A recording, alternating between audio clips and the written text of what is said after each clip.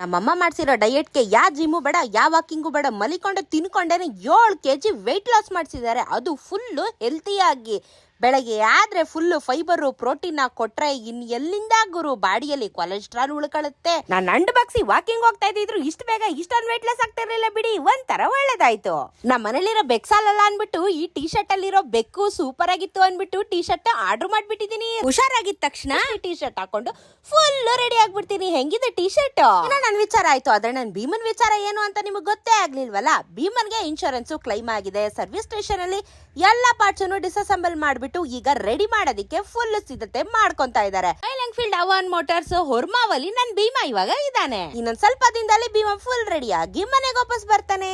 ನನ್ಗೆ ಬೇಜಾರಾಗಕ್ಕೆ ನನ್ ಫ್ರೆಂಡ್ಸ್ ಬಿಡೋದೇ ಇಲ್ಲ. ಇವತ್ತು ನಮ್ ಇನ್ಫೋ ಕನ್ನಡಿಗ ಮತ್ತೆ ಫನ್ ವಿತ್ ಟೆಕ್ ನನ್ನ ನೋಡೋದಿಕ್ಕೆ ಬಂದಿದ್ರು.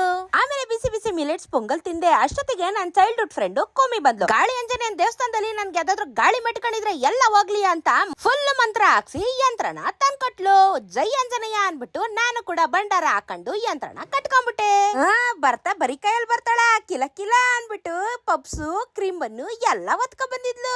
ಆದ್ರೆ ಒಂದೇ ಒಂದ್ ಬೈಟ್ ತಿನ್ಬಿಟ್ಟು ಫುಲ್ ಖುಷಿ ಪಟ್ಬಿಟ್ಟೆ. ಒಂದ್ ಬೈಟ್ ಕಷ್ಟ ಸೀಮಿತ. ನನ್ ಡಯಟ್ ನೋಡಿ ಪನ್ನೀರು ಆರೆಂಜ್ ಜ್ಯೂಸು ಅದನ್ನೋ ಕುಡಿದ್ಬಿಟ್ಟು ಕೈಗೆ ಫುಲ್ ಎಕ್ಸರ್ಸೈಸ್ ಮಾಡೋದಕ್ಕೆ ಶುರು ಮಾಡಿದೆ. ನೋವಾಗುತ್ತೆ ಬಟ್ ಇಟ್ಸ್ ಓಕೆ. ಫ್ಲೆಕ್ಸಿಬಲ್ ಆಗ್ಬೇಕು ಅಂದ್ರೆ ಇದೆಲ್ಲ ಮಾಡ್ಬೇಕು. ಪ್ರತಿದಿನ 2 times ಎಕ್ಸರ್ಸೈಸ್ ನ ಮಾಡ್ತೀನಿ. ನನ್ ಜೊತೆ ನಮ್ಮಮ್ಮ ಕೂಡ ಫುಲ್ ವೆಯ್ಟ್ ಲಾಸ್ 4 kg ಇಳಿದು ಬಿಟ್ಟಿದ್ದಾರೆ. ನಾನು ಅರ್ಧ ಗಂಟೆ ಮುಕ್ಕಾಲ್ ಗಂಟೆ ಈ ರೀತಿ ಕೂತ್ಕೊಂಡು ಕಾಲ್ನ ರಿಲ್ಯಾಕ್ಸ್ ಮಾಡ್ಕೋತೀನಿ. ಅಫ್ಕೋರ್ಸ್ ಸಂಜೆ ಆಗ್ತಾ ಇದ್ದಂಗೆ ನಮ್ಮ ಮಕ್ಕಳು ನನ್ನ ಹತ್ರ ಬಂದ್ಬಿಟ್ಟು ಎಷ್ಟೋ ಹೊತ್ತು ಟೈಮ್ ಸ್ಪೆಂಡ್ ಮಾಡ್ತಾರೆ ಅಂದ್ರೆ ಅವ್ರಿಗಿರೋ ಪಾಸಿಟಿವ್ ಎನರ್ಜಿ ಮನುಷ್ಯರಿಗೂ ಕೂಡ ಇಲ್ಲ. ಇವ್ರ ಆಶೀರ್ವಾದದಿಂದ ಕೂಡ ನಾನು ಬೇಗ ಬೇಗ ಹೀಲ್ ಆಗ್ತಾ ಇದ್ದೀನಿ.